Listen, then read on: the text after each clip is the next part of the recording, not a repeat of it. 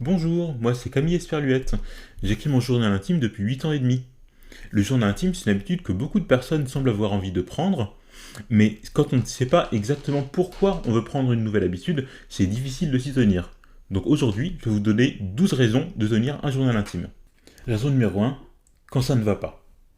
J'ai commencé mon journal intime, comme beaucoup de personnes, lorsque j'étais en dépression. C'est quelque chose qui m'a beaucoup aidé dès le début à combattre le sentiment de honte assez fort que l'on ressent à ce moment-là. Parce que si certaines personnes, quand elles sont en dépression, vont avoir envie et besoin naturellement, vont aller vers les autres pour s'exprimer, pour partager, parfois, d'une part, on n'a pas envie de surcharger son entourage avec toutes ces pensées négatives, et d'autre part, on n'a juste pas la force ou le courage d'aller exprimer ses émotions clairement face à face avec quelqu'un. Donc, on peut prendre un stylo et du papier et écrire simplement ce qui nous passe par la tête, que ce soit bon ou mauvais, que ce soit effrayant ou triste ou joyeux. Et, euh, et en écrivant, on va réussir à extérioriser, à mettre de la distance entre soi et ses émotions, et à prendre plus de temps pour s'accepter soi-même et accepter ses émotions qui sont toujours valides. Raison numéro 2, quand ça va mieux. Quand on va bien, quand on se sent plus optimiste et serein dans sa vie, plus à l'aise, on peut avoir envie de continuer d'exprimer ce qu'on appelle des gratitudes, mais c'est un mot qui est un peu à la mode aujourd'hui, mais qu'on pourrait simplement remplacer par la joie, le bonheur ou l'affection qu'on a pour autrui ou pour soi-même, c'est important aussi, notamment pour deux raisons. D'abord, euh, premièrement, parce que si on ne se sent pas très bien, si on a une baisse de morale par la suite, ça nous fera des sourires en conserve en quelque sorte. Et la deuxième raison, c'est de savoir les causes de son bonheur, d'analyser sans faire quelque chose de très compliqué, mais de réfléchir à pourquoi est-ce qu'on est heureux, pourquoi est-ce qu'on est souriant aujourd'hui, afin de pouvoir pérenniser en fait son sourire. Raison numéro 3, pour le souvenir, pour la mémoire. En fait, le journal intime, c'est quand même une assez grande montagne de papier qui garde énormément de souvenirs de ce qu'on a fait dans notre vie. Quand on sait que certaines personnes en écrivent pendant toute leur vie, de leurs premières années d'école jusqu'à 60 ans et quelques, enfin, c'est vraiment admirable, je trouve. Euh, et moi, personnellement, je ne prends pas beaucoup de photos quand je sors, ni de vidéos, etc.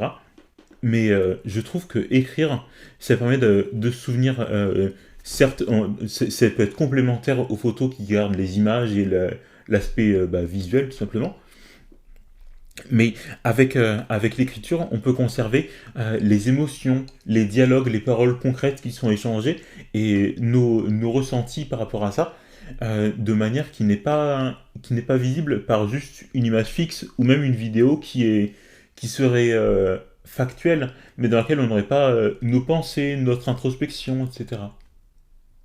Raison numéro 4, pour s'éloigner un peu des écrans. Parce qu'on passe beaucoup de temps sur le téléphone et l'ordinateur, par exemple, mais je pense qu'on a besoin de retrouver un sens, un sens plus tactile, plus physique, quand on réfléchit, quand on tente d'être en contact avec soi-même. Euh, et ça permet aussi de retrouver la patience, parce que on écrit en général à la main plus lentement que l'on tape sur le téléphone ou l'ordinateur. Et le fait de prendre le temps à la main, ça permet aussi de poser sa pensée plus lentement et de manière plus articulée, du coup, plus claire, et de mieux s'écouter soi-même. Et aussi, ça permet de trouver plus de repos en soi-même si on écrit sans écouter de musique en même temps, par exemple, ou si on écrit dans le calme avec une boisson chaude, voilà, par exemple. C'est un moment c'est un moment où l'on est physiquement ici, posé, maintenant, et on est serein. Raison numéro 5, contre l'anxiété. Si l'on ne se sent pas bien, si l'on est stressé, si l'on est tiraillé entre deux choix compliqués, on peut avoir envie d'écrire dans son journal pour pas forcément trouver une solution, mais peut-être se rendre compte que notre problème n'est pas si grave, ou alors on va pouvoir exprimer notre problème de manière plus claire pour ensuite en parler avec quelqu'un d'autre, avec un ami qui va nous aider à trouver des solutions, ou avec des professionnels, etc. Mais en tout cas, le journal va permettre un premier point, un premier pas vers l'action positive. Raison numéro 6, pour faire des choix. Je me rends compte souvent que quand j'hésite, j'écris dans mon journal, dans différentes colonnes, les arguments pour et contre ce pourquoi j'hésite, et je me rends compte très souvent qu'en fait, au lieu d'avoir une vraie décision analytique à prendre, j'ai simplement à m'écouter pour voir la décision que j'ai en quelque sorte déjà prise. Et savoir ça, ça me rend beaucoup plus confiant et serein en fait, euh, dans le sens que j'ai moins d'hésitation, parce que je sais déjà en fait que ça va m'être révélé très simplement juste en écrivant. Raison numéro 7, lorsque l'on ne peut pas ou lorsque l'on n'ose pas parler à l'autre.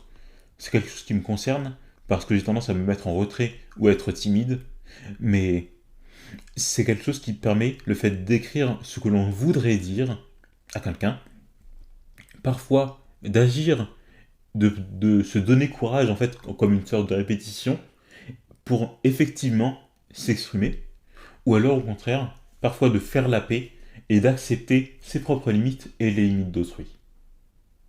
Raison numéro 8, lorsque l'on n'ose pas se parler à soi-même. Le journal intime, je pense, c'est un bon outil pour s'écouter soi-même et mieux s'aimer. Notamment pour évacuer les émotions négatives comme la honte ou la culpabilité, ou le stress, etc., l'anxiété, et se rendre compte que le poids n'est pas entièrement sur nous, que tout n'est pas de notre faute ni de notre responsabilité, et que parfois il faut faire appel aux autres.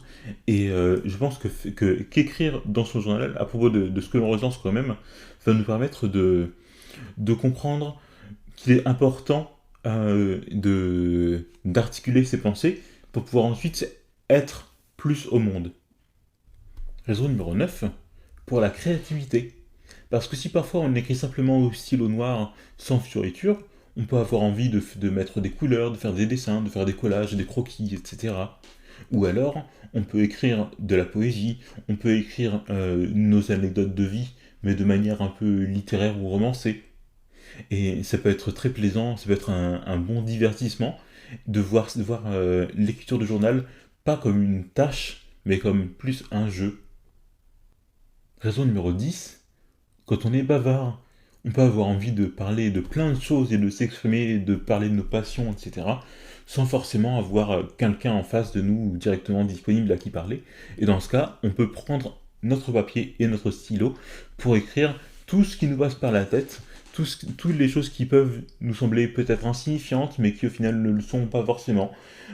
Toutes les choses qui sont jolies ou moins jolies, etc. Toutes les choses qui font la vie elle-même, tout simplement, qu'on a envie de partager, et que à ce moment-là, on ne peut pas forcément. On peut les écrire pour des notes, pour en parler ensuite effectivement à quelqu'un, ou soit pour les garder pour nous, et nous rendre compte que cette expression nous suffit. Raison numéro 11, pour passer le temps. Parce que parfois on peut s'ennuyer éventuellement, on peut ne rien avoir à faire et on a envie d'écrire. Certaines personnes écrivent dans leur journal uniquement le matin ou uniquement le soir ou alors pendant la pause déjeuner. Mais moi j'écris personnellement dès que j'ai un moment libre et c'est quelque chose qui me fait très plaisir de savoir qu'à tout moment mon journal est là avec moi pour m'écouter, pour m'entendre, pour m'éclairer, etc. C'est un bon divertissement en fait. Et raison numéro 12, parce que c'est plutôt classe quand même, mon journal, il compte plus de 2000 pages aujourd'hui, et j'en suis assez fier, c'est quelque chose sur lequel je sais que je peux compter, c'est quelque chose que je sais que je vais continuer de faire, et, euh, et je suis assez fier de moi, tout simplement, d'avoir déjà accompli tout ça, et surtout de savoir que c'est quelque chose, je vais venir sur ce point, qui me plaît, non pas pour l'avoir accompli, mais pour le faire au quotidien. Voilà, merci beaucoup d'avoir regardé ma première vidéo, j'espère que ça vous aura plu et à bientôt.